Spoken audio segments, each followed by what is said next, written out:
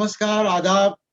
Freedom express में आपका स्वागत है और इस विशेष लाइव में आज हम जुड़े हैं अमेरिका के दो एकेडमिशियन और पॉलिटिकल साइंटिस्ट और वहाँ के एक पॉलिटिकल एनालिस्ट से। और हम अमेरिका के चुनाव को कुल 48 घंटे बचे हैं और दुनिया का सबसे अहम चुनाव होने जा रहा है। पूरी दुनिया की निगाहें हैं कि ट्रंप वापस व्हाइट हाउस में लौटते हैं या वो चुनाव हारते हैं और जो बिडेन पहुंचते हैं। अमेरिका का चुनाव सिर्फ अमेरिका की राजनीति नहीं तय करता, पूरी दुनिया की राजनीति और अर्थव्यवस्था तय करता है। हमारे साथ अमेरिका से, वॉशिंगटन से रोहित त्रिपाठी हैं। रोहित त्रिपाठी यंग इंडिया एक ऑर्गेनाइजेशन चलाते हैं, थिंक टैंक है, पॉलिसी एडवोकेसी में काम करते हैं, पैनी नजर रखते हैं अमेरिका की पॉलिटिक्स में और पूरी दुनिया की पॉलिटिक्स में। वैसे वो टेक्नोक्रेट हैं। दूसरे हमारे मेहमान हैं प्रोफेसर मनीष मदान। ये क्रिमिनल जस्टिस के प्रोफेसर हैं स्टॉक के, और हमारे साथ ये न्यू जर्सी से जुड़े हैं, यूनिवर्सिटी ऑफ स्टॉकटन के हैं। सो यहाँ से हम शुरू करते हैं रोहित साहब से। और हम इस पूरे 1 घंटे की बातचीत में अमेरिका का चुनाव कैसे होता है, भारत के चुनाव से अलग कैसे है, ये भी जानेंगे। हम ये भी जानेंगे कि अमेरिका के चुनाव के बाद साथ साथ एक और चुनाव होता है।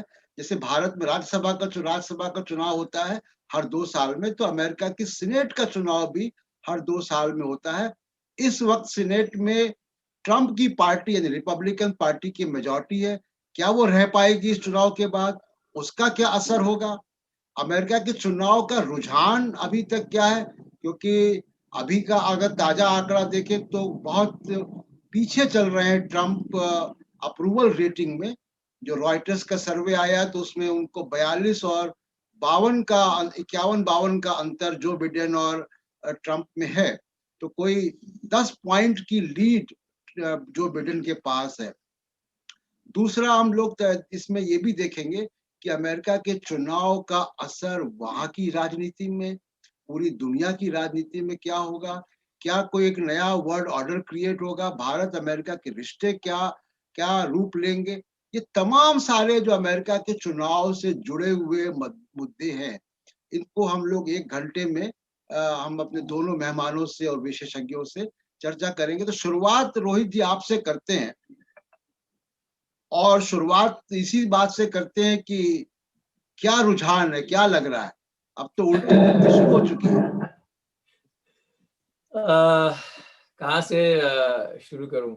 आई थिंक इस वक्त जो सेंटिमेंट है, लोगों की जो भावना है, अगर आप डेमोक्रेटिक साइड पे देखें तो वो एंजाइटी की है, नर्वसनेस की है, क्योंकि उनको 4 साल पहले का दिन याद है। 2016 में हिलरी क्लिंटन पोल्स में आगे चल रही थी, पोल्स टाइट हो रहे थे, गैप कम हो रहा था, लेकिन डेमोक्रेट्स और ऑलमोस्ट काफी देश जो है वो बिल्कुल पहली वुमेन प्रेसिडेंट के लिए रेडी था।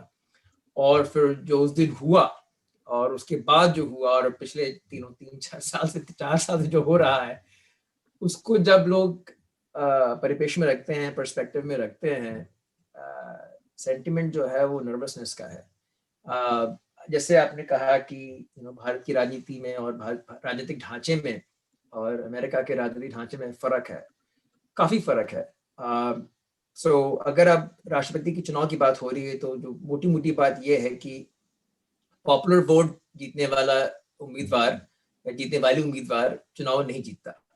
चुनाव जीतता है वो उम्मीदवार जो कि इलेक्टोरल कॉलेज जीतता है। तो उसका क्या मतलब हुआ? उसका मतलब ये हुआ कि जब देश बन रहा था, अमेरिका रिपब्लिक बन रहा था, तो जो छोटे प्रांतों को रिप्रेजेंटेशन देने के लिए उनको एक सर्टेन नंबर ऑफ वोट्स दिए गए। और ऐसे उनको ये वोट इसलिए दिए गए ताकि जो बहुमत है वो छोटे प्रांतों को दबोच ना ले और उनकी जो अहमियत है कम ना हो जाए। हर प्रांत का, हर स्टेट का यूएस में एक इलेक्टोरल काउंट है। और जैसे फॉर एग्जांपल जहां मैं रहता हूं, मैरीलैंड में, वहां के 10 वोट हैं इलेक्टोरल कॉलेज के। टेक्सास के 39 हैं। आई थिंक कैलिफोर्निया जो सबसे बड़ा प्रांत है, प्रोपोर्शनल है पॉपुलेशन के, आई थिंक देयर आर 55। तो ऐसे करते कर करके जो उम्मीदवार पहले 270 वोट पा लेता है वो राष्ट्रपति बन जाता है। अब चक्कर ये है कि कुछ स्टेट्स जो हैं वो कंप्लीटली डेमोक्रेटिक हैं, कुछ स्टेट्स जो हैं वो कंप्लीटली रिपब्लिकन हैं। और जो इलेक्टोरल वोट है पर प्रांत वो ऐसे बढ़ते हैं कि जो उम्मीदवार सबसे ज्यादा पॉपुलर वोट जीता है, एज इन जो लोगों के वोट जीता है, उसको उस प्रांत के सारे इलेक्टोरल वोट मिल जाते हैं। सो मान लीजिए कि अगर जो बाइडेन हमारा प्रांत जीतेंगे और जो बाइडेन के वोट्स डोनाल्ड ट्रंप से ज्यादा हैं मैरीलैंड में, तो वो 10 के 10 मैरीलैंड के वोट जो बाइडेन के खाते में जाएंगे। तो इसकी वजह से क्या होता है कि जैसे अब मैरीलैंड जो है काफी डेमोक्रेटिक है, तो ऑलमोस्ट गारंटीड है कि मैरीलैंड जो है वो जो बाइडेन के खाते में जाएगा। तो डोनाल्ड ट्रंप और रिपब्लिकन कोशिश ही नहीं कर रहे हैं चुनाव यहाँ पे कैंपेन करने की कि क्या हम इन 10 में से कुछ जीत पाएंगे, क्योंकि प्रोपोर्शनल नहीं है। They have to win it all or nothing. So इसी तरह काफी सारे स्टेट्स जो हैं वो प्ले में नहीं है, जिसे कहते हैं जिनका कोई खास रोल नहीं है, बिकॉज या तो वो बिल्कुल डेमोक्रेटिक है या बिल्कुल रिपब्लिकन है। लेकिन कुछ ऐसे स्टेट्स हैं जहां पे जो है पलड़ा बराबर का है, जैसे विस्कॉन्सिन हुआ, मिशिगन हुआ, पेंसिल्वेनिया हुआ, फ्लोरिडा हुआ। इन स्टेट्स के नाम आप सब लोग सुन रहे होंगे काफी एनालिसिस में। ये वो स्टेट्स हैं जहां पे ऑलमोस्ट 50-50 का डिवीजन है। और पिछले 4 साल में 2-3 और स्टेट्स, जॉर्जिया, एरिजोना, ये भी बढ़कर आए हैं जो कि 50-50 वाले ग्रुप में आ गए हैं। तो इन स्टेट्स को बैटल ग्राउंड स्टेट्स कहते हैं, जैसे ये असली राजनीतिक रणभूमि बन गई है। बाकी प्रांतों ने तो अपना निर्णय दे ही दिया है कि हम डेमोक्रेट होंगे, रिपब्लिकन होंगे। तो जो असली चुनाव की कैंपेनिंग हो रही है वो इन स्टेट्स में हो रही है जहां पे अभी भी लोगों को समझ में नहीं आ रहा है कि कौन जीतेगा। तो ये और संघर्ष वहीं पर। हाँ रोहित जी, इसमें थोड़ा सा आपसे और क्लैरिटी लेते हैं। एक तो जो आपने कहा कि एक स्विंग स्टेट है, मतलब ये जिधर जाएंगे उधर जो है चुनाव का परिणाम तय हो जाएगा, यानी व्हाइट हाउस में कौन जाएगा ये स्विंग स्टेट तय करेंगे, जो अभी इधर भी जा सकते हैं उधर भी जा सकते हैं जी। अब इसमें एक हमारे भारत के दर्शकों के को समझने के लिए कि पिछले चुनाव में हिलेरी क्लिंटन को 3% ज्यादा वोट मिले थे, पॉपुलर वोट जिसको आप कह रहे हैं, ट्रंप से। लेकिन इलेक्टोरल कॉलेज के वोट उनके कम थे, तो ट्रंप पहुंच गए व्हाइट हाउस। यानी ये जो फर्क है इसको जरा एक एग्जाम्पल दे के और हमारे भारत के लोगों को समझा दें कि ये कैसे होता है।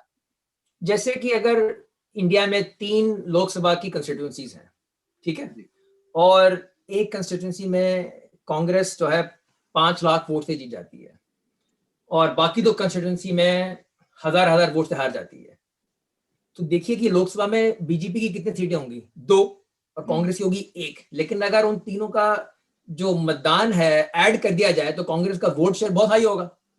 तो इस तरह जिस तरह से डिस्ट्रिक्टिंग होती है, जिस तरह से स्टेट्स के बॉर्डर्स बने हैं, दे ओवरराइड की इंटरनली क्या हो रहा है। So I hope this example shows कि it's possible because of the structure of the political boundaries कि आपका टोटल वोट काउंट बहुत हाई हो। जैसे आपको चुनाव जीतने के लिए 1 वोट ज्यादा चाहिए अपने प्रतिद्वंदी से। अगर आपके 5 लाख वोट ज्यादा है, it doesn't really matter, right? Same thing happens in the other side कि वहां पे भी 1 वोट से ज्यादा अगर जो जीत जाता है, तो अगर बीजेपी के कांग्रेस से 2 वोट ज्यादा है, एक इस कंस्टिट्यूएंसी में एक इस कंस्टिट्यूएंसी में, तो दोनों कंस्टिट्यूएंसी बीजेपी हो जाएंगी। दोनों सारी की सारी सीटें जो है वो एक पार्टी को चली जाएंगी, उसी की काउंट होगी फाइनल टैली में। Political boundaries don't necessarily communicate population density or popular will. या फिक्स किया हुआ है उन्होंने, बहुत अच्छा सिस्टम है रिप्रेजेंटेटिव डेमोक्रेसी के लिए। बड़े बहुत संघर्ष चल रहा है इसको बदलने का वैसे।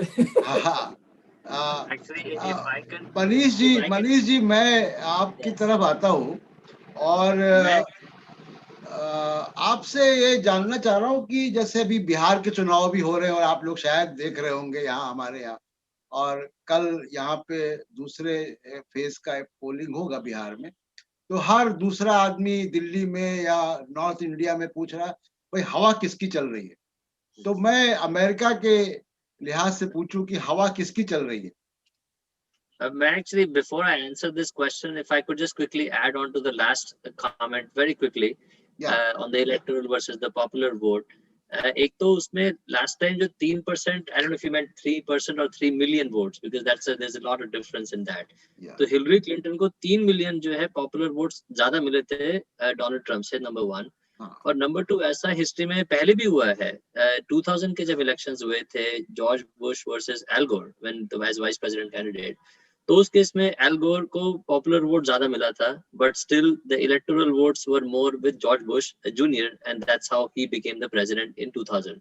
So that was a repeat of what we saw in 2016 also, with Hillary getting more popular vote, but electorally speaking, जो electoral representation है, which Rohit explained very beautifully, that was more towards Donald Trump. So that's how it happened.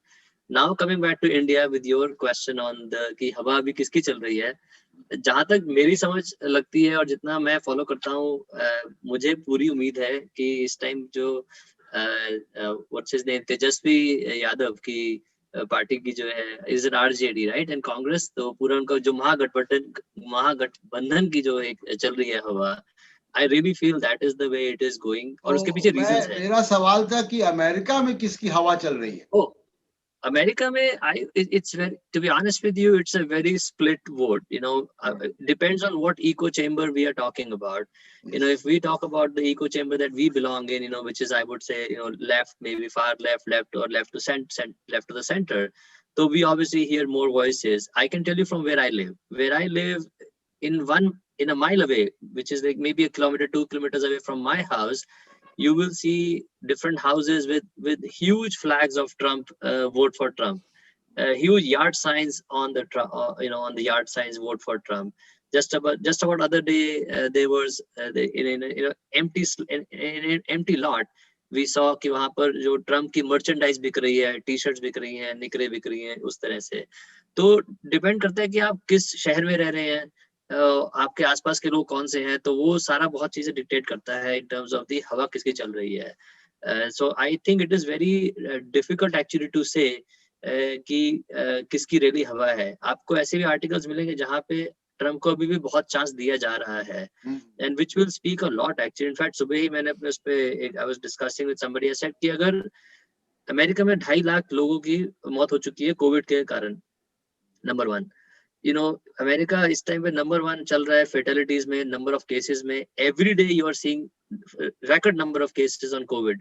उसके बावजूद भी अगर हम लोग को ये सवाल पूछना पड़ रहा है कि हवा किसकी है, तो that itself tells us a lot. मैं दो घटनाओं का आप दोनों लोगों से पूछना चाहता हूँ एनालिसिस.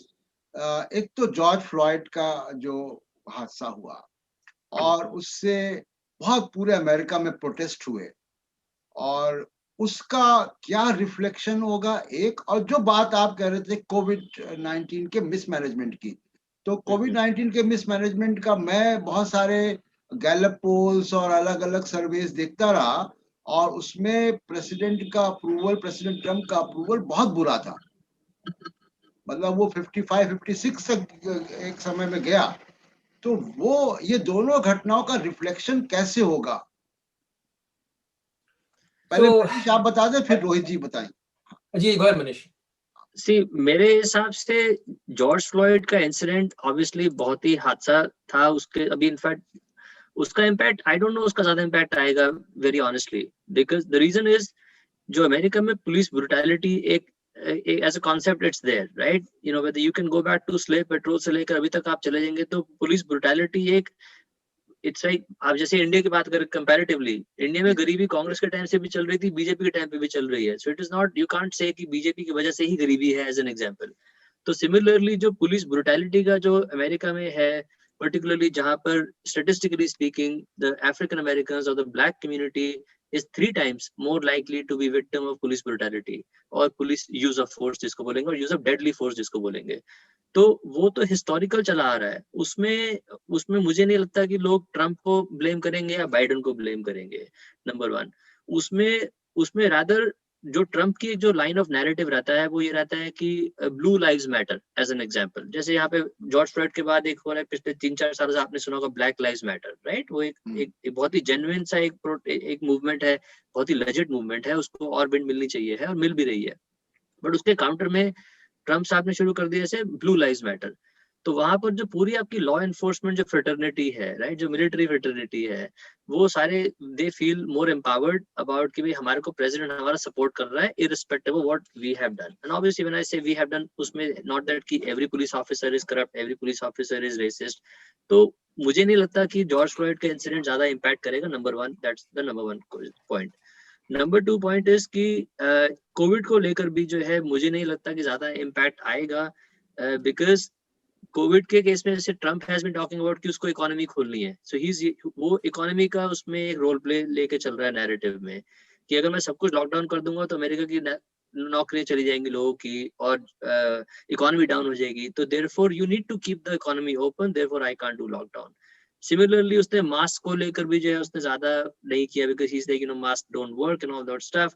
तो वहां पर भी आपने अगर सोशल मीडिया मूवमेंट अगर देखा होगा, सोशल मीडिया भी नहीं, अगर जनरली आपने नोटिस किया होगा, तो ऐसे बहुत सारे मूवमेंट पिछले कुछ 6 महीनों में उजागर हुए थे, जहां पे लोगों ने ग्रुप्स बनाए, उनका नाम ग्रुप का ये था कि अगेंस्ट मास्क, राइट, और एंटी मास्कर ग्रुप।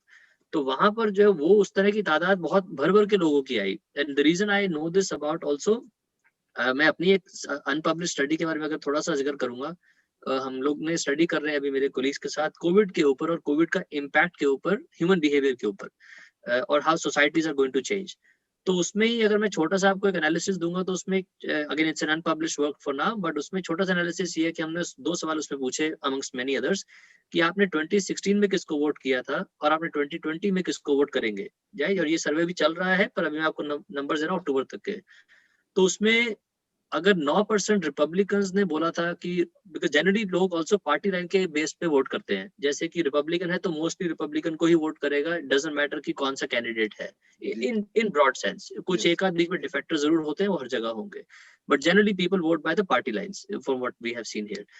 तो उसमें 9% लोगों ने अगर 2016 में बोला था कि दे वोटेड फॉर डोनाल्ड ट्रम्प और रिपब्लिकन कैंडिडेट, तो 2020 में भी वो जो 9% थे वो नंबर रादर 10% हो गया है।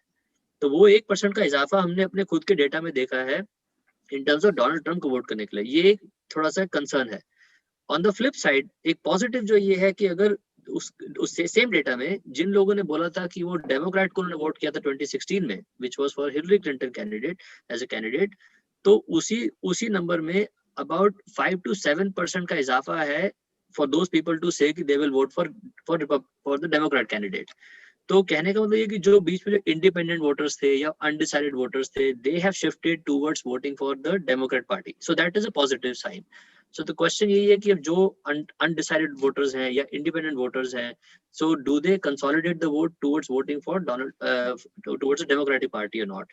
So that's where my analysis is based on your question of the impact of George Floyd, COVID, and the actual number based on a survey that we did. आगे हम सवाल शाही वोटर पे भी आप दोनों लोगों से करेंगे कि ये शाही वोटर का कॉन्सेप्ट क्या है और ये कौन लोग हैं और ये कितने हैं और ये कितना, क्योंकि आपने स्विंग वोटर्स का और अनडिसाइडेड वोटर्स का एक जिक्र किया है। रोहित जी, आपसे मुखातिब हूं मैं उसी सवाल के साथ कि जी ये दोनों घटनाओं का, यानी जॉर्ज फ्लॉयड का, तो उसने जॉर्ज फ्लॉयड में केवल ब्लैक लाइव्स मैटर में केवल ब्लैक्स नहीं आए, उसमें हिस्पैनिक भी हैं, लैटिनोज भी हैं, इंडियन अमेरिकन भी हैं, यानी तमाम दो नेशनलिटीज अमेरिका में हैं, एक्सेप्ट जिसको कहें कि अमेरिकन व्हाइट्स या एंग्लो सेक्सन। तो इसका क्या ये कंसोलिडेट कर रहा है, कोई ये पोलराइजेशन है क्रिएट करेगा? दूसरा कि डॉक्टर फौजी से और ट्रंप का लगातार कोल्ड वॉर है, अभी भी हेडलाइन में है वो, तो इसका क्या इम्पैक्ट होने जा रहा है इन दोनों घटनाओं का? बहुत बहुत दो इंटरेस्टिंग ये टॉपिक्स हैं, एंड आई थिंक कि ये कहना जरूरी है कि जॉर्ज फ्लॉयड की दर्दनाक निर्मम हत्या ने यहाँ पे जितने लोगों का ज़मीर अभी भी जीवित है उसको हिला दिया था। अब आप पूछेंगे कि कितने लोगों का जीवित नहीं है, तो वो भी उस पर भी मैं आता हूँ। तो जॉर्ज फ्लॉयड की हत्या के बाद जो एक BLM तो चल रहा था काफी समय से, ब्लैक लाइव्स मैटर मूवमेंट, लेकिन जॉर्ज फ्लॉयड की हत्या, उसका वीडियो और जिस प्रकार उसको मारा गया, उससे वो मूवमेंट बिल्कुल मेन स्ट्रीम में आ गया। और जो लोग BLM को इरिटेंट समझ रहे थे कि ये तो भाई हर जगह आ जाते हैं, उस इवेंट के बाद आई थिंक कि उनके पास कोई बहाना नहीं रहा कि जो अफ्रीकन अमेरिकन कम्युनिटी पे जो पुलिस की वजह से अत्याचार हो रहा है वो रियल है, वो असली है। और काफी लोगों को ये लगा कि ये मौका है कि जो प्रहार ह्यूमन डिग्निटी पे हो रहा है, सिस्टेमिक लेवल पे हो रहा है, और आज उसका विक्टिम अफ्रीकन अमेरिकन गरीब मेल है एंड फीमेल है, यू नो, ये एक अच्छा मौका है प्रगतिशील लोगों के लिए कि ह्यूमन डिग्निटी की बात उठाई जाए। सो इसका जो इलेक्टोरल बेनिफिट होगा और जो इलेक्टोरल इसका कॉन्सिक्वेंस होगा वो ये होगा कि एक तो नंबर 1 की जो इंटेंसिटी थी लोगों में वोट करने की वो बढ़ गई है। फिर आप पूछेंगे क्या नए लोग आए हैं, सो उसमें there is a divide, I would say there is a generation divide. I don't have any data to back this, but if you just look at कि किस तरह ये मूवमेंट फैला है, प्रोटेस्ट में कौन जाता है, जो मिलेनियल्स हैं, जो यंगर जनरेशन है 35 एंड अंडर, उनका जो enthusiasm gap tha, say for Hillary Clinton, that will be coming in, that will change. And to Manish's point, that will change independent of whether they like Biden or don't like Biden.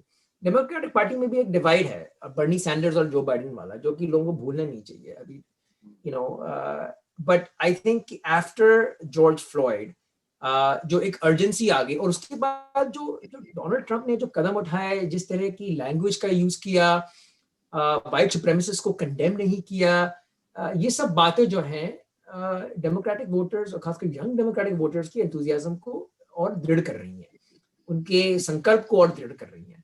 Now इसका जो real benefit होगा वो urban areas में होगा। तो America में politics is geographically divided. Urban areas are typically cosmopolitan, diversity hoti hai, and they are democratic.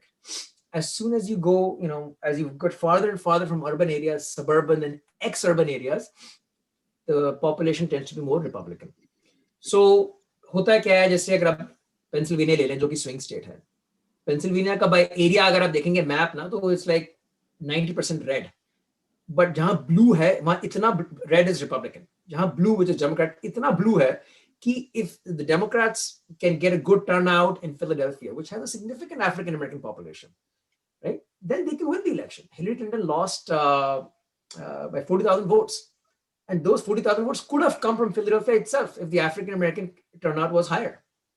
So George Floyd की death का और BLM which is a bigger movement का जो इम्पैक्ट है वो ये है कि जो अफ्रीकन अमेरिकन टर्नआउट है खासकर अर्बन एरियाज में, keep an I on Atlanta, कि अगर जॉर्जिया जो एक स्टेट है जो कि आई थिंक जिमी कार्टर के बाद, बिल क्लिंटन के बाद से did not go democratic, they have an opportunity to go democratic now, and if that happens then you have to go back to Atlanta and see कि Atlanta के जो areas हैं जहाँ पे सिग्निफिकेंट अफ्रीकन अमेरिकन पॉपुलेशन है और जहाँ पे सिग्निफिकेंट यंग पॉपुलेशन है, डाइवर्स पॉपुलेशन है, democratic population, they could swing the entire state, and by area it's a small area, but they have the potential to change that. So George Floyd का directly जो impact है वो यही है कि people who were not as motivated और जो African American community है और जो progressives हैं, they feel that जो rhetoric है ट्रम्प एडमिनिस्ट्रेशन की, चाहे इमिग्रेशन के मुद्दे पे ले लीजिए, even though his befriending of authoritarian leaders outside is also a big concern. Either there is an assault on human dignity, or there is a obfuscation, or there is a willful negligence about human dignity and people's rights. And I think that is motivating people to turn out. On COVID, I would say, I think Manish covered it really well. The United States is a very polarized society. बहुत ज़्यादा बढ़ गया है। जैसे आज ही मैं morning में एक न्यूज़ चैनल देख रहा था, तो उसमें there was a host and he was talking to some Republicans and some Democrats.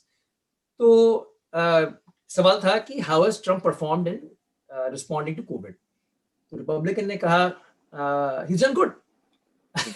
So this anchor says कि ये लीजिए एक फैक्ट शीट जो कि आप ही की सरकार की है, ट्रम्प के एडमिनिस्ट्रेशन की है. We have 4% of the population and 19% of the fatalities. And so on and so forth. We have the highest number of cases. Manish has gone there. तो उसका पता क्या जवाब था?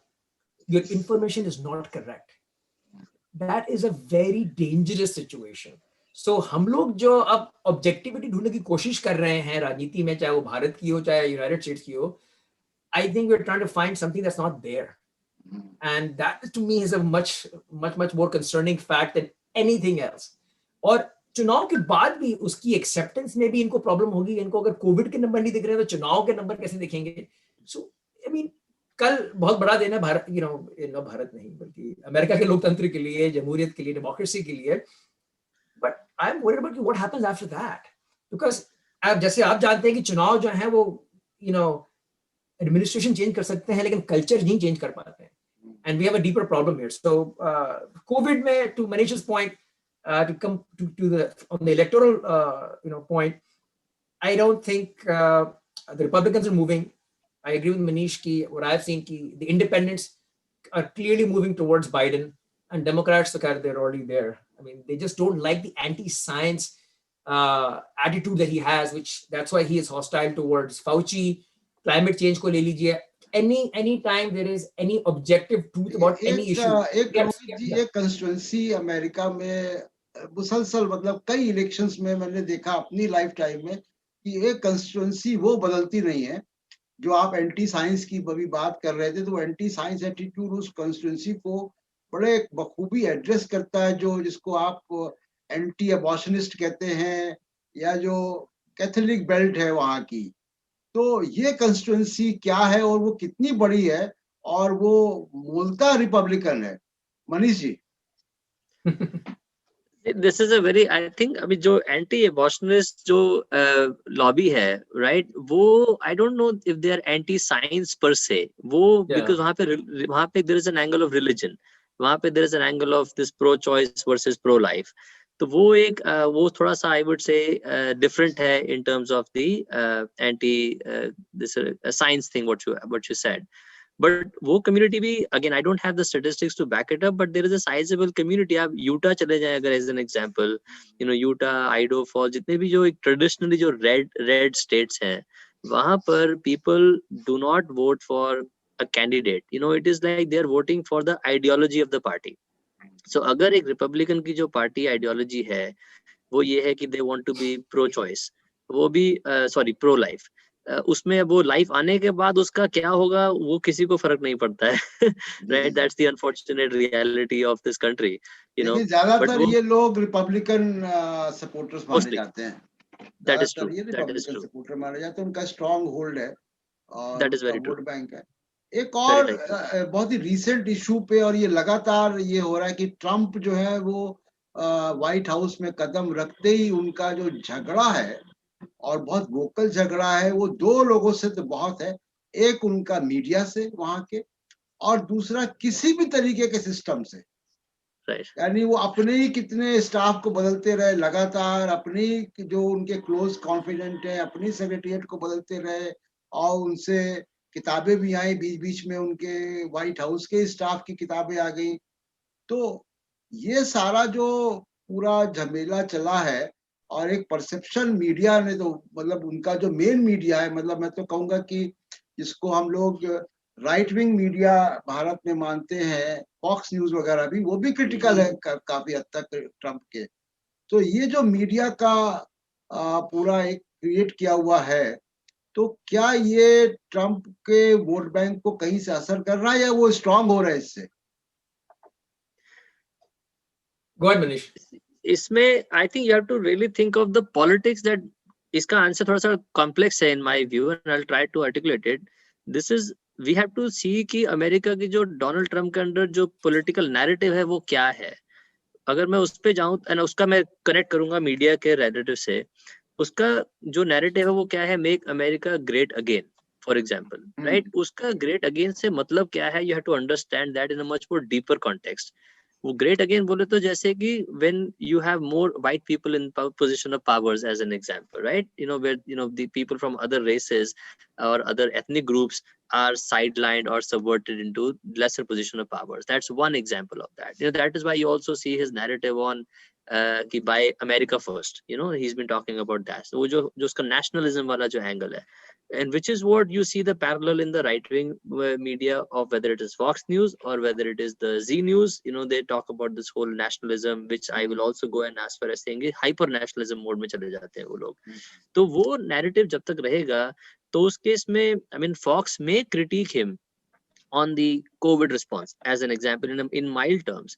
बट अगर जहाँ पे बात आ जाएगी ब्लू लाइव्स मैटर की, जहाँ पर बात आ जाएगी कि अमेरिका फर्स्ट, जहाँ पे बात आ जाएगी एंटी इमिग्रेशन, राइट, वहां पर you will see them completely side with the Trump narrative. So you have to really think about what political narrative Trump is trying to bring into this country, you know, given since 2016. And in fact, what is being argued now is that अभी जिस तरह की हवा चल रही है उसके बावजूद भी अगर ट्रम्प अगर जीत जाता है तो उसके बाद तो वो कहते हैं उसको फुल लीश मिल गई है, कंप्लीट लीश टू डू तो व्हाटएवर अगले ही 4 वांट्स टू साल वो डू. बहुत शक्तिशाली होंगे। Exactly, because he is being pandering to the base that got him elected, वो जिसको आप silent majority भी बोल रहे थे बीच में. We can come back to that later, but that's my view in terms of looking at the Fox News versus CNN and how it plays into the political narrative. You have to see कि how it really connects with Trump's actual narrative of this make America great again, and now what he has is let's keep it great again, whatever he has that. So on the agenda front, on the system front, I think that's an interesting question. I think that Trump inherently जो है वो non ideological आदमी है, and उसका जो ammo है वो self preservation और सेल्फ एक्लिवेशन है कि जब तक मेरी तारीफ होती रहेगी और मैं पावर में हूं, देन मुझे कोई भी एजेंडा देगा मैं उसको एग्जीक्यूट करूंगा. सो आई वुड से कि ट्रम्प की का जो पहला टर्म है, it's been a boon for Republican ideologues. अब सुप्रीम कोर्ट में 3 उनके कंजर्वेटिव जजेस कंफर्म हो गए हैं. 25% of the federal judiciary he has changed, क्योंकि होता है क्या है कि किसी भी राष्ट्रपति से ज्यादा उन्होंने जुडिशरी पर हाँ, तो 800 जज हैं, लाइक अराउंड 800 जज हैं, जिसमें 250 जज ट्रम्प ने नॉमिनेट कर लिए हैं at different levels. So that's a huge impact and that has been a Republican dream कि अगर हम अगर देखा जाए, जो लेजिस्लेटिव ब्रांच है कांग्रेस हुआ, जो एग्जीक्यूटिव ब्रांच है व्हाइट हाउस हुआ, जो थर्ड ब्रांच है जुडिशरी, जिसमें लाइफ टाइम अपॉइंटमेंट्स होते हैं, that's where the prize actually is, and Trump has been able to do that. So systems के साथ जो hostility है वो very contextualized. He himself is not a very coherent person. I mean, आप उनकी अगर भाषण सुन लेंगे तो वो यहाँ से there's nothing coherent about it. I mean, the only consistent theme is कि I am great or I am the greatest. I mean, you can basically say that. Even when he talks about कि मैंने African American community के लिए क्या किया, he will compare himself to Abraham Lincoln, who wrote the Emancipation Proclamation, which basically ended slavery. So that is his mindset. But the Republicans have given him a playbook कि भाई अच्छा हो तुम आ गए, thanks for coming, ये जाके execute करो.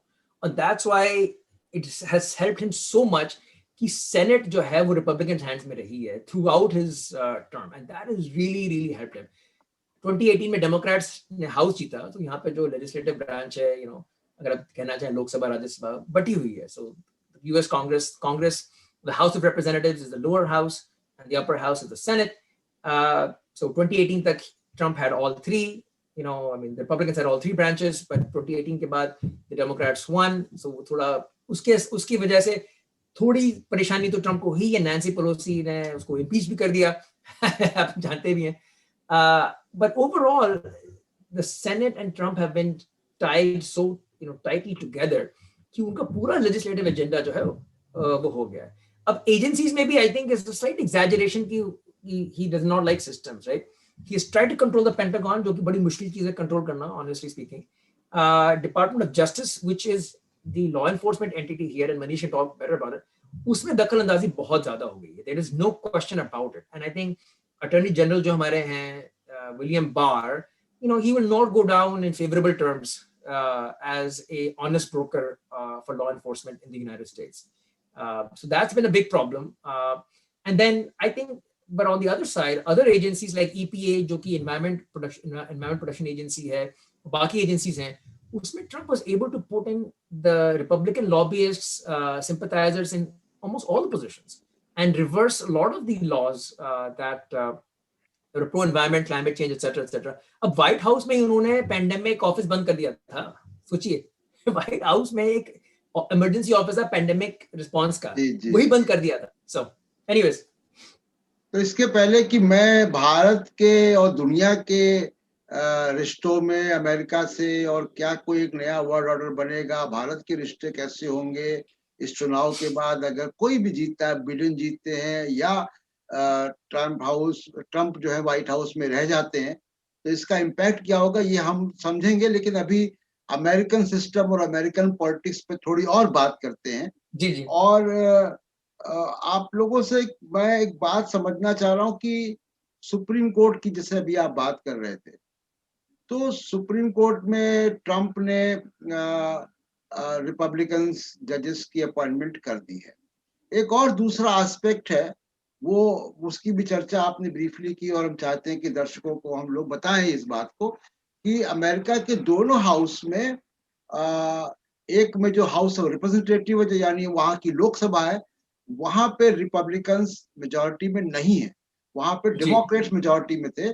और सीनेट जो कि वहाँ जो हमारी राज्यसभा के तरीके की वहां की संस्था है, वह पार्लियामेंट्री, वहां पे रिपब्लिकन्स की मेजॉरिटी थी।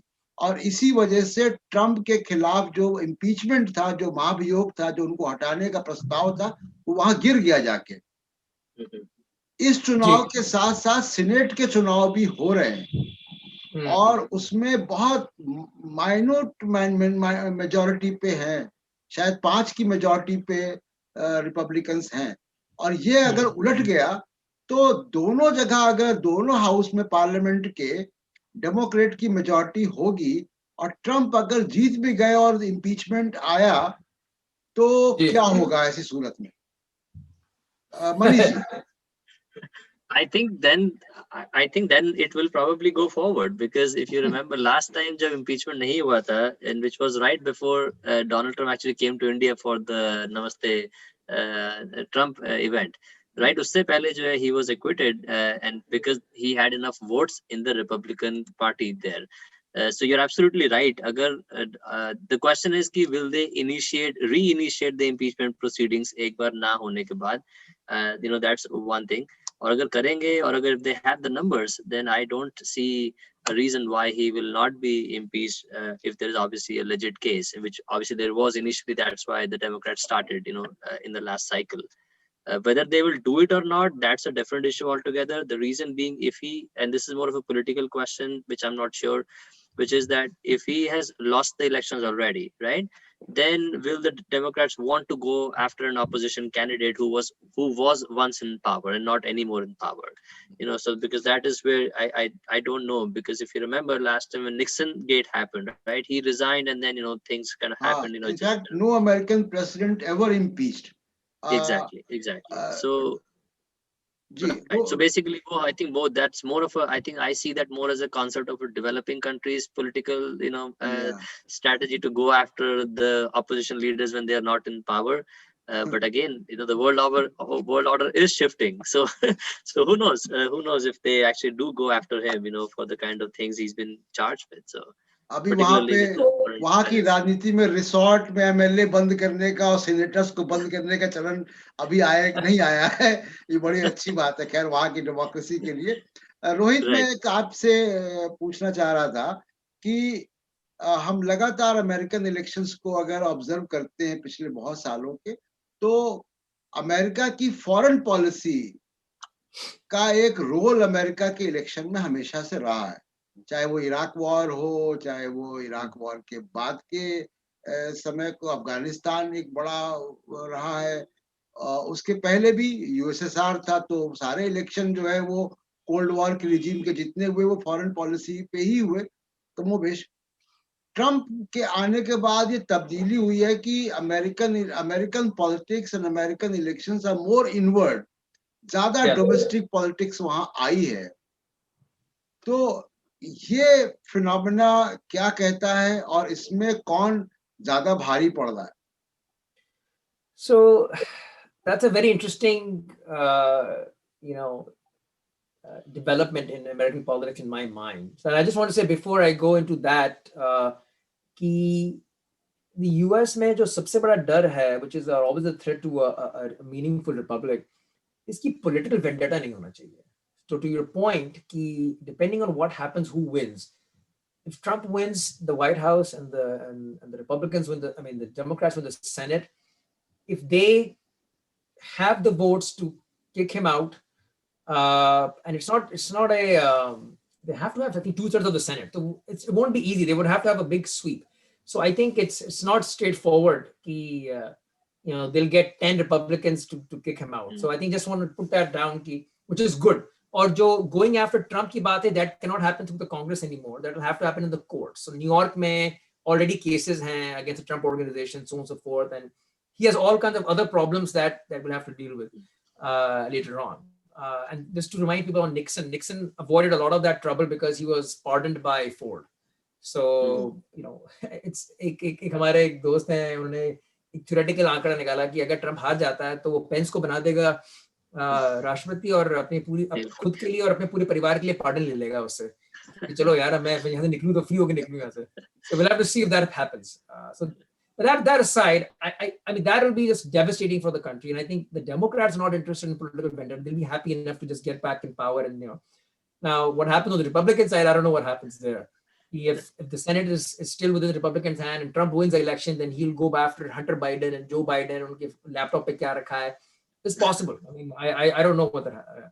Coming to foreign policy, so when Trump was a primary candidate in 2016, और जो most interesting development था, उस time पे अगर आपको याद हो, Jeb Bush was supposed to be the front runner, right? Jeb Bush, the Bush dynasty, and so on and so forth. But Trump went after him over Iraq. A Republican primary में एक anti-war candidate था, which was Donald Trump. Iraq में जाके कितनी बड़ी बेवकूफी. I mean, his point was not how many people died and how the Middle East went up in flames or anything like that.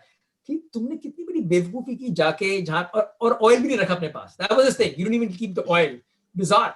But he has a weird anti-war feeling, right? He is not belligerent. So the good news is कि 2016 की primary के बाद जो neocons थे Republican Party में वो खत्म हो गए, which was a very dangerous development in 2001 after 9/11. 2000 Bush के दोनों terms में Cheney and then our friend Don Rumsfeld, and then the list goes on. Paul Wolfowitz. Anybody who's seen Michael Moore's Fahrenheit 9/11, military business establishment. Yeah, the military industrial complex था, which effectively needs wars to happen. With oil also. With oil also. So Trump is a weird guy in that regard. He's not, and then he's an isolationist, and not only that, उसका जो रुझान था towards NATO, right? Which was very happy, which Putin was very happy to see, was also very interesting. I mean, Trump has lost a lot of allies. I mean, he has an individualistic view of looking at things. He likes, UK because he has Boris Johnson. He wasn't very pro UK until Theresa May was there, for example, right? So, and then he doesn't like Angela Merkel. He doesn't like Macron. He doesn't like those people. So, उसने कहा कि I don't care about NATO anymore. And that's why Paris में कुछ नहीं मेरे लिए. And if tomorrow Rouhani writes a nice letter to Trump, he'll be like Kim Jong-un. So it's a really bizarre dynamic. I would say the foreign policy of the United States under Trump has been incoherent. And you're right to the point, it is so fixated on domestic issues, just keep the thing going over here. And why do we need to bother about the rest of the world? I mean, look at the cut in aid and all kinds of angles. Actually, Rohit, to add to your point, if you carefully see it more, which is his foreign policies is very much dictated by the nationalist agenda. You see, and in the same way, whether you talk about North Korea, whether you talk about India, the same lead, or Putin, for example, even China, for example. I mean, he's been going after China, for obviously for COVID reasons, but otherwise, he's got a lot of stake in China. We all know that. So he has the propensity to go and relate with, to model his foreign policy or relate with those political leaders who run this very close-knit nationalist agenda, which is very much anti, globalization period that we saw in 1990 onwards, where the markets were opened up, countries could do business with each other and without thinking about, whose business you're supporting and XYZ. So in that frame of reference, I mean, and you see that agenda, obviously, if he wins, that will be further solidified of, that, keep everything in America, make in America, and, just like we have make in India. But we understand that post-globalization, the countries cannot operate in that vacuum of working within their own national boundaries. I mean, this is not to say that we shouldn't support the local economies. I mean, definitely people should support the local economies. Yes. But given the world we are in right now, जिस तरह से भी एक new world order जिसके बारे में आप बात कर रहे थे, उसमें कहीं ना कहीं ग्लोबलाइजेशन का रोल रहेगा, और वो रहा था, और तभी हम लोग भी एक दूसरे के साथ जुड़ पा रहे हैं across boundaries, you know. So I think वो वहां पर जो है, आई फील कि ट्रम्प की foreign policy is not is doing more harm then good in my view. So that's an understatement. Trump's foreign policy, because two aspects that Prashantji, if I may, that I want to highlight. Number one is that he likes authoritarian leaders, and that's because, in my view, that uske dimag mein ye hai ki he's a very great deal maker. So he says ki if I go to a country and I know that there's one person I need to convince, and then I get a deal, then so be it. वो इंसान अपने लोगों के साथ क्या कर रहा है, क्या नहीं कर रहा है, I don't care. So that's why he likes, हमारे प्रधानमंत्री. That's why he likes, Erdogan. That's why he likes, and he's not discriminatory in that regard. कि जो भी strong man है, फिलीपींस में है या फिर बोलिविया Yes. में, sorry, ब्राजील में बोल्सोनारो है, Right. बीबी हुए. I mean, he doesn't care. But what's interesting point that I think is worth looking at, what happens to globalization? अभी तक जो US के जो market leaders हैं, they have tolerated him because they have felt that he can get a deal done with China.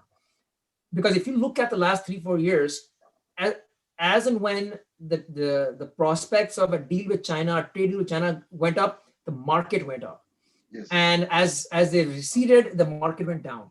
मुझे Merkel का एक बयान याद आ रहा है कि जब उन्होंने कहा था कोविड के दौरान कि America is no longer interested in global leadership. तो रोहित, मैं आपसे मतलब फॉरेन रिलेशंस कैसे होंगे अमेरिका का, हम लोग आगे भी इस पे चर्चा करते रहेंगे, क्योंकि समय हमारे पास कम है, और आपको इंडिया, हमारे जो भारत के लोग वहाँ पे इंडियन मूल के हैं, उनके बारे में चर्चा करनी है, और इसका इंडिया में इम्पैक्ट क्या होगा. उसके पहले बहुत जल्दी से एक, क्योंकि आप टेक्नोक्रेट है, उसका मैं फायदा उठा लूं कि पिछले चुनाव में फेसबुक और को लेकर काफी विवाद हुआ था, और किस तरीके से रशिया का रोल रहा, उस पर बड़ी इंक्वायरीज हुई, बहुत आरोप लगे. तो इस चुनाव में क्या सेफगार्ड्स फेसबुक ने लिए हैं, और इस पूरे फील्ड में, इस पूरे एस्पेक्ट में क्या हो रहा है वहाँ उस चुनाव में? So इसमें that's a tough question, क्योंकि एल्गोरिथमिकली देखा जाए या उनके जो सिस्टम डिजाइन के रूप से देखा जाए, तो कोई बहुत खास कदम मेरे ख्याल से फेसबुक ने ऐसे नहीं उठाए जिसने, बिकॉज फेसबुक ये दर्शाता है कि ये फ्री स्पीच है, हम नहीं कर सकते हैं, हम पब्लिशर नहीं है, हम तो सिर्फ प्लेटफॉर्म है. तो वो संघर्ष चल रहा है, और अनफॉर्चुनेटली यूएस के जो लॉ मेकर्स हैं वो इतने टेक्नोलॉजिकली इग्नोरेंट हैं कि उनको रेगुलेट करना नहीं आता. The only thing that I've seen definitively is कि जो कोविड रिलेटेड जो मिस इन्फॉर्मेशन है वो बहुत इजीली उन्होंने स्ट्राइक डाउन कर दी है, खासकर ट्विटर ने. So I would say that. Now it's interesting, going back to the point कि 2016 के बाद अवेयरनेस बढ़ गई लोगों में ही कि मिस इन्फॉर्मेशन क्या है, और and I think the funny part is कि there is a constituency of people who want to be misinformed, because confirmation bias बहुत बड़ी important चीज है यहाँ पे. जो ट्रम्प के जो 40-45% सपोर्टर्स हैं, उनको नई इन्फॉर्मेशन नहीं चाहिए जो कि उनके बायस को अटैक करे. So curiosity is not a factor anymore. Go ahead, Manish. Isme Rohit, I would want to add, it's not about that they want to stay misinformed. It is about there's a lack of critical thinking. When people are given some information, they don't really think about कि इसका source कहाँ से आ रहा है, इसके पीछे agenda क्या हो सकता है. So maybe the bottom line is you're right that they want to stay misinformed, but उसमें there's a mitigating factor, which is the lack of critical thinking. People do not think, and we see that similar trend in, आपने शुरू में बात करी थी, we were talking about the truth here, objectivity. We are living in a post-truth world right now, which Kellyanne Conway said कि alternative facts, right? All facts है अभी exist करते हैं. So you basically model the narrative based on what suits your agenda, तो वहाँ पर एक, I feel कि till the time people like Trump or any authoritarian leader, who are narcissistic in many of their tendencies will be around, their focus will be to go after science, because science does teaches you to ask questions, right? And ask critical questions, right? वहां पर वो एक anti science agenda रहेगा ही रहेगा. We see that, you know, and that is also deeply rooted in the majoritarianism, in populism, जहां पे because आपको भीड़ इकट्ठी करनी है, भीड़ में यही दिमाग थोड़ी ना चाहिए होता. भारत की राजनीति में, ब्राजील में करेक्ट. बोल्सोनारो आप देखिए तो वो एग्जैक्टली. सेम टेंडेंसीज पूरे जो पोस्ट ट्रूथ करेक्ट. रिजीम है दुनिया में, करेक्ट. करेक्ट. अलग अलग पॉकेट्स में वहां ये दिख रही टेंडेंसीज. उसमें अब मैं जनता की रिस्पॉन्सिबिलिटी है. अभी आज की डेट में वेदर अमेरिका है या इंडिया है, जनता की रिस्पॉन्सिबिलिटी है to keep asking questions to the leaders, to not take whatever they say, whether it is the Democrats or Republican, whether it is Congress or BJP, don't take anything on the face value. Go and find for yourself what is the right information that you're getting. एक अब मैं important aspect पे हम लोग चलते हैं और शुरुआत करते हैं इंडियन अमेरिकन से, जो भारतीय मूल के लोग वहाँ पे हैं, आप लोग हैं, और बड़ी साइजेबल कंस्टिट्यूंसी है, बहुत उसका अमेरिकन इकोनॉमी में, अमेरिकन सिस्टम में बड़ा योगदान है. और मुझे याद आता है कि जब ट्रंप ने H1B वीजा पे हमले किए थे और उसके साइज घटाया था, तो बराक ओबामा ने कहा था कि अमेरिका का जो टैलेंट पूल है वो H1B वीजा है. तो इस एस्पेक्ट पे हम आएंगे, और फिर भारत से उनके संबंध काफी ऊंचे नीचे होते रहे हैं. हालांकि वो प्रधानमंत्री नरेंद्र मोदी जब वहां गए तो उन्होंने खुले तौर पे ये अनाउंस कर दिया था कि अब की बार ट्रंप सरकार. ये सब बातें हम लोग डिस्कस करेंगे, लेकिन पहले आते हैं इंडियन अमेरिकन पे. वहां पे डेमोक्रेट्स के साथ हैं ट्रेडिशनली, उसमें कहीं कोई पोलराइजेशन भी हुआ है पिछले इलेक्शन में, हमने देखा कुछ मोदी फैक्टर भी शायद होगा. लेकिन क्या कमला हैरिस के वाइस प्रेसिडेंशियल कैंडिडेट होने के बाद ये क्या एक तरफ इंडियन अमेरिकन अब बहुत ही सॉलिड तरीके से चले गए डेमोक्रेट्स के पास? मनीष या रोहित, इसमें दो चीजें हैं. जो कमला हैरिस का आपने एग्जांपल दिया है, the problem is this कि कमला Harris is a very strong proponent of human rights and justice issues, और उस चक्कर में उन्होंने जैसे कश्मीर के अगेंस्ट में स्टेटमेंट दिया जो मोदी साहब ने किया था, and what that did, that polarized a lot of the Indian Americans, जो एक right wing Indian American population है. इनफैक्ट मेरा उसमें एक एनालॉजी है, वो अगर आपने नोटिस किया होगा, स्पेलिंग बी कॉन्टेस्ट होते हैं जो यहाँ अमेरिका में, जिसमें अक्सर आप देखोगे हिंदुस्तानी बच्चे जीतते हैं. तो एनालॉजी ये है कि उन हिंदुस्तानी बच्चों को जो स्पेलिंग बी कॉन्टेस्ट जीतते हैं, उनको शायद ज्यादा एडवर्टीजमेंट मिलती है इंडियन मीडिया में कंपेयर टू कमला हैरिस जो कि वाइस प्रेसिडेंशियल कैंडिडेट है. और वो क्यों नहीं मिली है? क्योंकि उनका जो है पॉलिटिकल जो है नैरेटिव वो मोदी के अगेंस्ट में रहा है. So that's the one part. Second part is that कि I don't think so कि वो उसमें जो डेमोक्रेट का जो इंडियन अमेरिकन का बेस है, it is about 75 to 85% Indian Americans, the voting population has consistently voted for Democrat candidate. About 12 to 20% is what, you know, people who have voted for Republican Party, and again about 10% or so are independent voters जो कहीं भी swing कर सकते हैं. तो जो मोदी और Trump की जो दोस्ती की जो आपने बात करी, उसमें you can probably see maybe वो 12 से 25% चला जाएगा maximum, but I still don't see that, you know, how that will really be impactful enough to swing a vote in that process. So you will definitely, there will certainly a certain minor change that we will see, but I don't think so it will be enough to swing the vote in the direction of a Republican Party in my view. इसी सवाल को मैं रोहित आपसे पूछता हूँ थोड़ा सा एक और पर्सपेक्टिव के साथ कि इंडियन अमेरिकन्स बड़े डोनर्स भी हैं, और डेमोक्रेट्स के कई $1 बिलियन से ऊपर शायद उन्होंने कंट्रीब्यूट कर दिया अभी तक.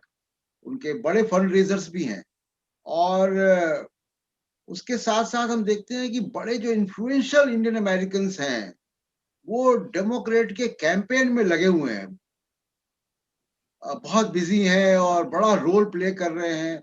और उसमें बड़े बड़े मिलियनर्स बिलियनर्स जो हमारे भारतीय मूल के हैं वो डेमोक्रेट के साथ लगे, रिपब्लिकन के साथ उस तरीके से कम लोग दिखाई देते हैं. So I think so. I just want to go back to one thing that you asked कि कमला हैरिस के आने से क्या फर्क पड़ा है, and I'll come back to the ones that you're saying. So I would like to point out कि बहुत बढ़िया एक सर्वे किया है मिलन वैष्णव ने, कार्नेगी में है, हमारे दोस्त हैं, और देवेश कपूर ने, and I am blanking out on the third author of that survey, जिसमें मनीष was pointing out कि 72% of Indian Americans are leaning Biden. But उसी समय बहुत इंटरेस्टिंगली ये सवाल पूछा गया कि हैरिस के आने से क्या हुआ, बिकॉज कुछ लोग सोच रहे थे कि हैरिस ने, आई मीन आपको याद होगा इन वेरी कॉन्वोल्यूटेड वे जब जयशंकर आए थे और उन्होंने प्रमिला जयपाल से मिलने से मना कर दिया था, because Pramila Jaipal had made a comment on CA और Kashmir, and Harris had supported, you know, Pramila Jayapal and criticized Jaishankar for not being a US member of Congress. So उसका डिडक्शन करते करते करते लोगों को लगा कि कहीं ऐसा ना हो कि कमला हैरिस के आने से इंडियन अमेरिकन वोट चला जाए, because she may seem as anti Modi, although she not, you know, made any statements. And the survey basically pointed out that there is no such thing. बल्कि 49% of respondents ने कहा कि हम बहुत excited हैं कि बाइडेन ने Harris को पिक किया, सिर्फ 15% दुखी थे कि बाइडेन को पिक किया. So I don't think it made, you know, it didn't have any negative impact on that. रही बात डोनर्स की, तो you know the immigrant community is a complicated entity, क्योंकि they want influence at the end of the day. ठीक है, तो उसी सर्वे में था कि 58% of Biden voters have you know favorable opinion of Modi, right? So how do you square that? You know, I mean, अगर आप US progressive हैं और आप मोदी के भी supporter हैं, तो how does that work? You know, so then you're basically not as progressive as you think you are, right? So donors का जहाँ तक मामला है, they're probably hedging their bets कि and even from a Modi standpoint, I think yes, they, you know, Modi, Putin, all these folks would prefer to deal with a more centralized entity like, you know, Trump. But they are practical people. Just you know, the big corporates in India and elsewhere, they donate to both parties. The same thing happens here. They want to make sure that their influence is maintained, their privilege is maintained. तो उनको लग रहा है कि I think they made the assessment कि Trump is not going to win, and you know, Biden. So Biden is a centrist. Biden is not a progressive, you know, per se. So they know कि Biden आ जाएगा. We know how Obama worked. We know how Biden worked for the last 8 years. We know how Clinton works. So they're hedging their bets. उन्होंने कहा कि, you know, हम यहाँ पे पैसा डालते हैं, and he will win, and we'll stay in good graces. अगर हार भी जाता है Biden, तो Trump is already pro-business, so we have nothing to lose. So I think maybe that's an angle. And I'm not going to say that every, you know, Indian millionaire is not progressive. There may be progressive people who really want to see change, but I think, you know, there are multiple factors here कि ऐसा क्यों हो रहा है. अब हम आते हैं, देखिए, भारत से रिश्ते अमेरिका के इस चुनाव के मद्देनजर क्या रहेंगे. एक तो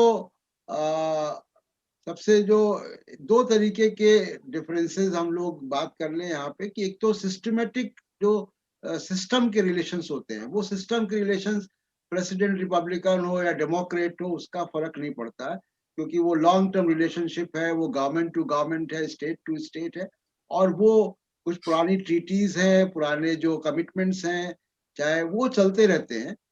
माइनर फर्क उसमें आता है जब कोई फेवरेबल प्रेसिडेंट होता है या फेवरेबल यहाँ प्राइम मिनिस्टर होता है.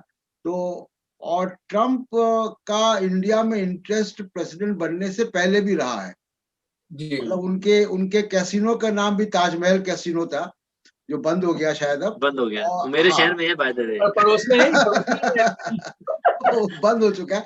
और दूसरा कि उनकी जो कंस्ट्रक्शन कंपनी, उनके कुछ प्रोजेक्ट यहाँ पे प्लान कर रहे थे महाराष्ट्र में, शायद वो नहीं आ पाए बाद में. तो कांग्रेस की सरकार ने उसको, महाराष्ट्र की कांग्रेस की सरकार ने उसको रोक दिया था, उस प्रोजेक्ट को. लेकिन ट्रम्प के बिजनेस इंटरेस्ट इंडिया में रहे हैं, और इंडियन तो एक मोदी साहब से उनकी एक केमिस्ट्री भी बनी है, और आइडियोलॉजिकल पार्टनर भी है, एक तरीके की पर्सनालिटी है, एक तरीके के पॉलिटिकल स्कूल को बिलोंग करते हैं, अल्ट्रा नेशनलिस्ट पॉलिटिक्स को वो भी करते हैं, मोदी साहब भी यहाँ करते हैं. और एक जो पॉपुलर टर्म यहाँ सोशल मीडिया में काफी इस्तेमाल होता है, सपोर्टर्स को भक्त कहने का, तो वो दोनों तरफ है. बिल्कुल है. हाँ, बहुत बिल्कुल है. हाँ, तो वो दोनों तरफ है. तो मैं इस पूरे पर्सपेक्टिव में ये जानना चाह रहा हूँ कि ट्रम्प व्हाइट हाउस में रुक जाते हैं तो भारत के रिश्ते और मोदी साहब यहाँ ऑलरेडी हैं। अगर ट्रंप नहीं आते,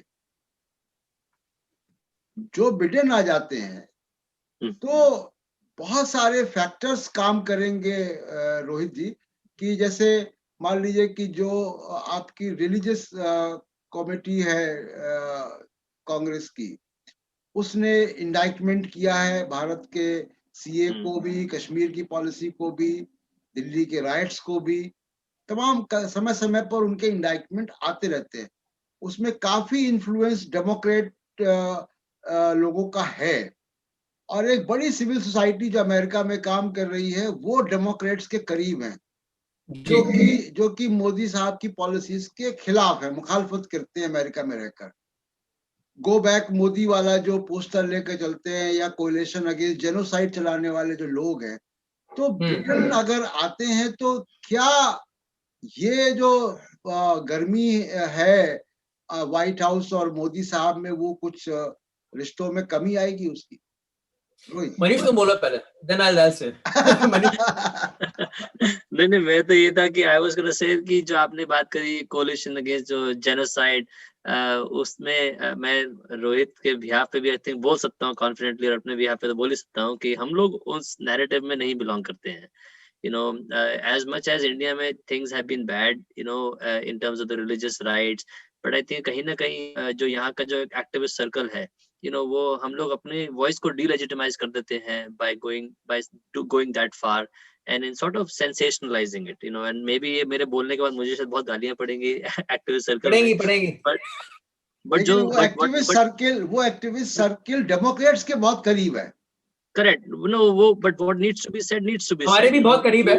हमारे भी करीब है, हम लोग आपस में यू नो काफी डिस्कशन करते हैं। तो द पॉइंट इज कि you know sometimes you don't need to sensationalize things to get attention, you know, जैसे सीए का इशू आप लेंगे तो ऑलरेडी वो इशू ऑलरेडी इतना सेंसिटिव था, वो लॉ के बारे में constitutionally it was invalidated, there was enough commentary about that legally and constitutionally speaking कि वहां पर आपको जेनोसाइड के झंडे लेकर you don't need to do that to get any extra points. वहां पे आई फील कि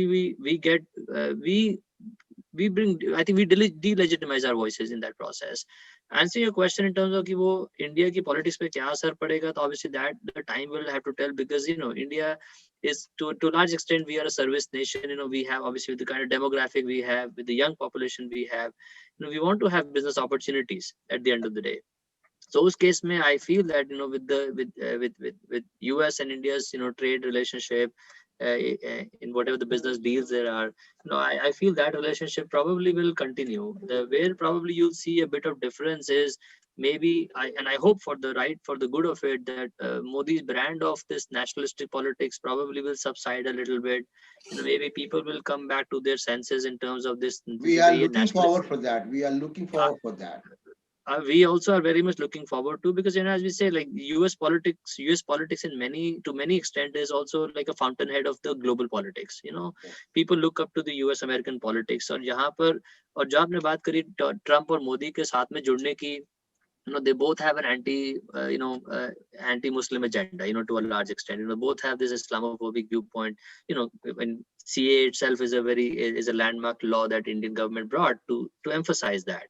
So वहां पर I feel कि वो उनकी दोस्ती obviously बनी रहती है, और वो hopefully once Trump loses, you know, then that shift will happen. So slowly we will start to see some sense coming into our country in India also. That's my sense here. I'll let Rohit take over from here. No, I want to echo that. That is a very, very important point, Prashant ji, कि देखिए government to government relationship dramatically nahi badlegi, and I think we should spend a few minutes on China specifically, you know, because I think that's important and it deserves mention. Yes. But what is really interesting is कि इस चुनाव के बाद, जैसे मनीष ने कहा ना कि American democracy is the fountainhead of global democracy. So if the American electorate, America की जनता कहती है कि इस तरह की भाषा, इस तरह की पॉलिसीज, इस तरह की नफरत unacceptable है, so the same thing will start applying in India and elsewhere. When the head of government, when the institutions of the nation, of a republic, espouse, you know, certain viewpoints, certain methodologies, certain ideologies that are unacceptable when they are rejected somewhere else, it gives strength to people who are protesting in India. So I think कि interestingly US election में जो होता है उससे ये पता चल जाएगा कि इंडिया में क्या हो सकता है और क्या नहीं हो सकता है. Because right now the bar of acceptable internal behavior across the world, not just India, is so low कि हमें परवाह नहीं कि तुम अपने अंदर क्या कर रहे हो. I mean, you know, Erdogan तुम जर्नलिस्ट की पिटाई कर रहे हो, I don't care. मोदी तुम you know डिसेंटर्स को UAPA में जेल में डाल रहे हो, I don't care. None of this matters to me. You know, Putin क्या कर रहा है, Bolsonaro क्या कर रहा है, it just doesn't matter to me. But once that attitude changes, that it starts mattering to people in the United States government, and they start voicing that not just in the legislature, you know, through the US Congress, but through the executive branch, that will have a hopefully a deterring effect. कि शायद लोग कुछ करने से पहले कुछ सोच रहे थोड़ा. Go ahead, Manish. इसमें I just want to add one more thing if we have a few more minutes left in this conversation. Prashant ji, do we have time? Yeah. Please go ahead. अच्छा, उसमें एक point ये है कि Indian जनता जो है ना बहुत स्मार्ट है. I really genuinely believe that. अब इसमें आपने ऐसी भी इंडियन जनता आप देखेंगे जो मिडिल क्लास कम्युनिटीज में जो कि ट्रम्प का बहुत मजाक उड़ाती हैं और ट्रम्प को भी हेट करती हैं for all his stupidity, for all his statements that he does, for all his anti science, anti climate stances and all what not. At the same time the same people who ridicule Trump and who hate Trump or dislike Trump for his policies, those are the same people that swear by Modi's politics, which is the same brand. And that is a very oxymoronic thing. Like, how can you, like this one person and this hate the other person, like this one person, when both of them are running the same, brand of politics? और वहाँ पर जो है, you see the angle of religion that Modi Sahab plays, right? In terms of how he ties in the Indian middle class, the Hindu population, so as to speak. उसमें एक factor और काम करता है कि आप कहाँ माइनॉरिटी में और कहाँ मेजॉरिटी में है. करेक्ट. तो वो एक माइनॉरिटी फीलिंग अमेरिका में रहकर आ जाती है.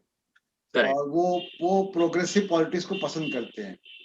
लेकिन जब वही फायदे में है, उनके फायदे में है वो. I mean, that is the whole thing. I remember many years ago, Princeton के एक वो थे member of Congress, Rush Holt. तो उन्होंने मुझे इनवाइट किया कि Rohit, can you come and address my constituents. तो क्या होता है कि जो मेंबर्स ऑफ कांग्रेस होते हैं यूएस में, वो अक्सर जो हैं अपने कंस्टिट्यूएंट्स को डीसी लाते हैं, उनका टूर कराते हैं, कैपिटल हिल दिखाते हैं, so on so fourth. So Rush Holt had organized an event where he brought in a bus load of his constituents, and he had organized a few lectures. So एक lecture मेरा था on India-Pakistan relationship. So Rush Holt is a brilliant nuclear physicist from Princeton. He is an extremely smart man, and he is a far liberal. And तो मुझे लगा कि जो constituency होगी, peace loving constituency होगी, जो ये लोग लेकर आ रहे हैं.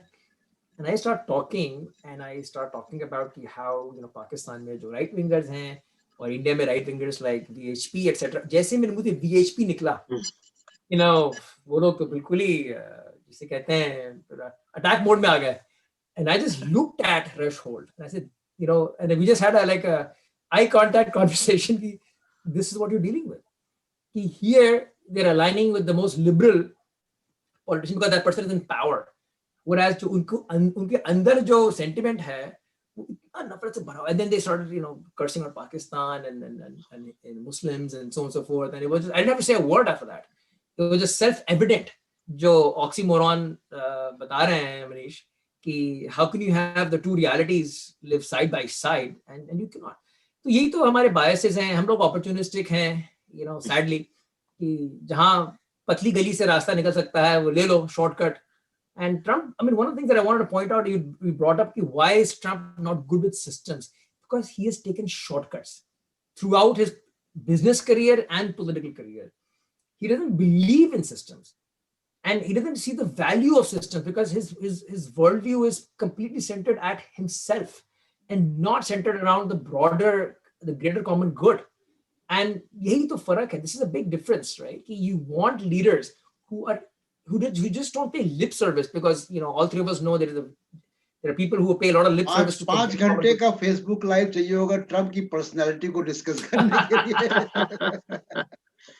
और हम लोगों ने 1 घंटे का समय लिया था, लेकिन आप लोगों से 1.25 घंटे हो गए। बहुत जी। क्विक एक रिमार्क के साथ हम इसको कंक्लूड करेंगे। तो कि फाइनल आपका टेक क्या है? आपका गेस क्या है? कागज उड़ाया जाए तो हवा किधर जा रही? रिपब्लिकन की तरफ की डेमोक्रेट की तरफ, ट्रम्प की तरफ की बाइडेन की तरफ? Manish, go ahead. Go first. No, you. Always. So I will. Okay, so I will tell you that I feel that I like to believe that Biden will win. This is what I like to believe, and I think anything but a landslide victory will not be helpful. We want a landslide victory because this is not a question of Biden versus Trump, like I said in the opening of our call.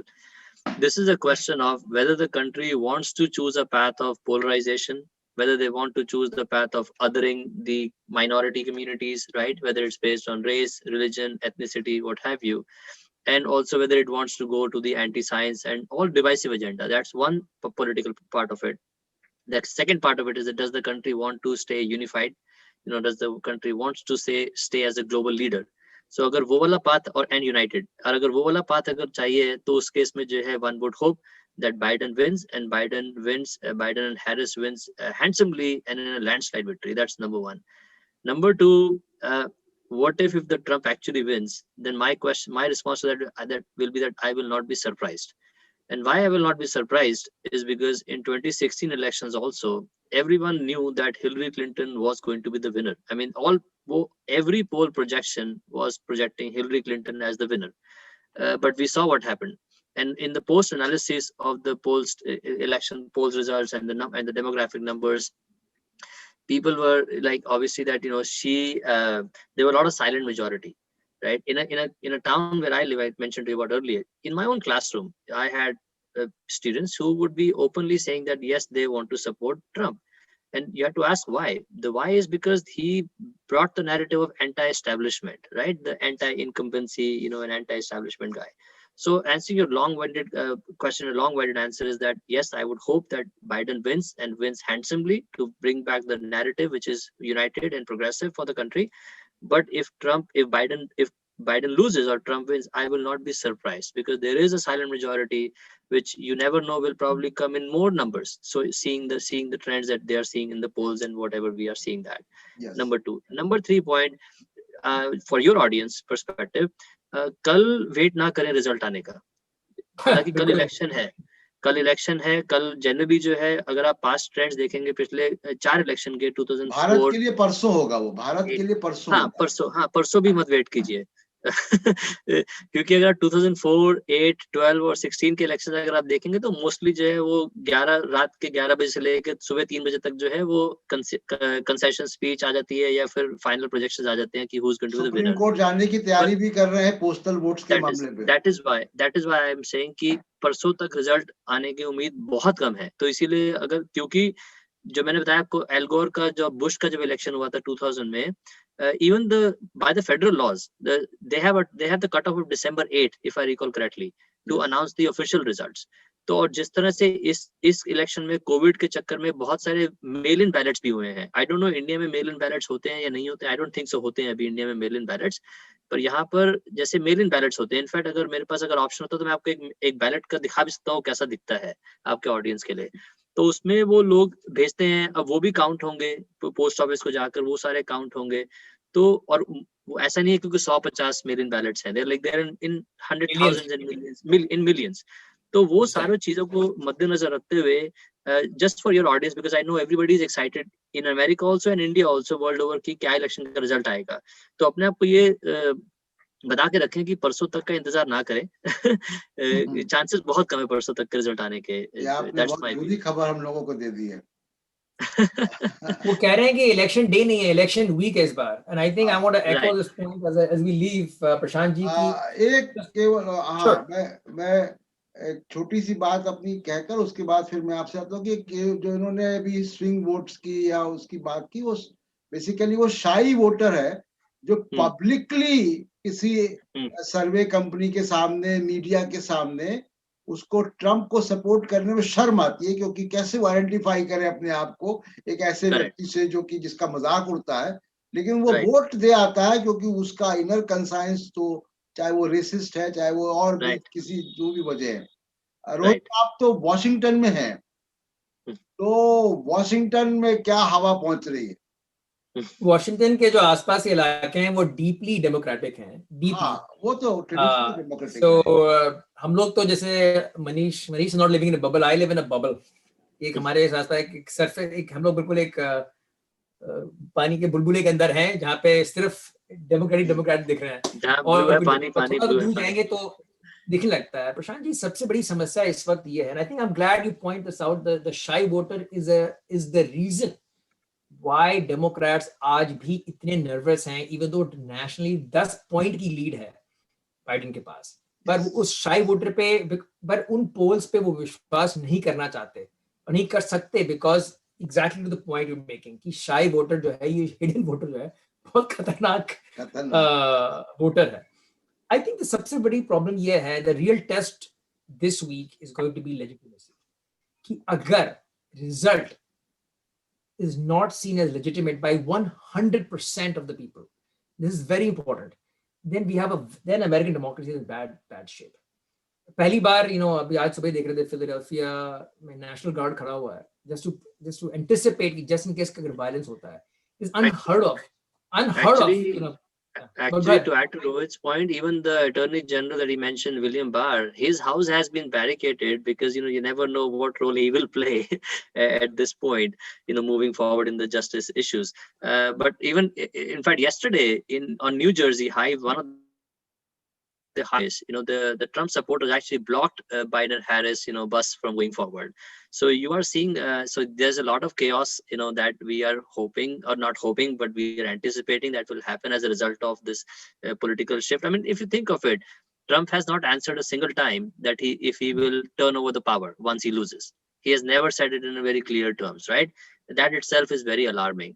In fact, just about this morning, there was an article where they're saying that they're actually making walls in front of the White House, the non-scalable walls of people for the people, so they can't be. And that's the kind of fear you're really talking about. In one of the groups, people were talking about that, कि भैया जो grocery करनी है आज कर लो, अभी अगले हफ्ते तक जो है बाहर नहीं निकलना, बिकॉज यू नेवर नो कि कौन सा फ्रिंज एलिमेंट जो है कहाँ से आकर जो है किस तरह से रिस्पॉन्ड करेगा, because again, mob mentality is a very dangerous mentality. We all understand that, so that is where we feel it's a little, like I said, this election result probably will not come a day after tomorrow. I will be surprised if it comes a day after tomorrow, because of all the nuances with the mail-in ballots, with Trump's personality, all the things that he's been saying and doing.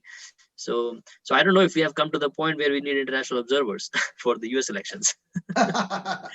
To this note, कि क्या America के election में international observer भी हो सकता है, हम आज की इस बातचीत को कंक्लूड करते हैं यहीं पे।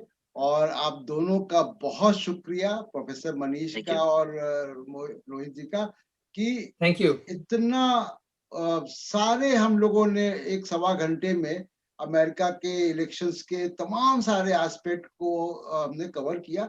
और जब इलेक्शंस होंगे तो हम आप लोगों से फिर रिक्वेस्ट करेंगे कि आप लोग आए, और भी जो लोग अमेरिका के चुनाव को, वहाँ की राजनीति को, ग्लोबल पर्सपेक्टिव को, फॉरेन पॉलिसी को करीब से देख रहे हैं, उनको भी हम जोड़ेंगे। और आप दर्शकों से मेरी प्रार्थना है कि आप लोग भी फ्रीडम एक्सप्रेस से जुड़ें, और हम लोग किसी उद्योगपति से, कॉर्पोरेट हाउसेस से एडवर्टाइजिंग बेचकर हम अपना मीडिया हाउस नहीं चलाते। ये जनता के पैसे से चलने वाला, जनता के सवालों को उठाने वाला मीडिया हाउस है। फ्रीडम एक्सप्रेस को अपना सपोर्ट जारी रखें। और एक बार फिर प्रोफेसर मनीष और रोहित त्रिपाठी अमेरिका से हमारे साथ जुड़ने के लिए बहुत बहुत शुक्रिया। नमस्कार। Thank you, Prashant ji, for having us. Thank you very much. Thank you.